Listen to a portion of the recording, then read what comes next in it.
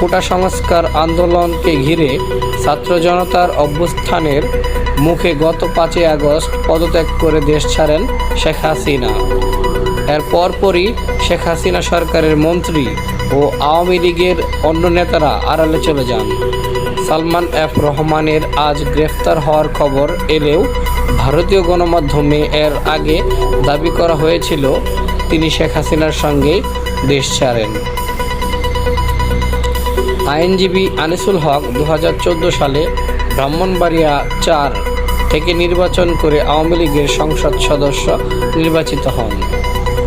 ওইবারই তাকে আইনমন্ত্রী করা হয়। এরপর থেকে তিনি আইনমন্ত্রীর পদে ছিলেন। সালমান এফ রহমান বাংলাদেশ শিল্প ও বণিক সমিতি ফেডারেশন সাবেক সভাপতি ও বেক্সিমকো গ্রুপের প্রতিষ্ঠাতাদের একজন। তিনি আওয়ামী লীগ সভাপতি শেখ হাসিনার বেসরকারি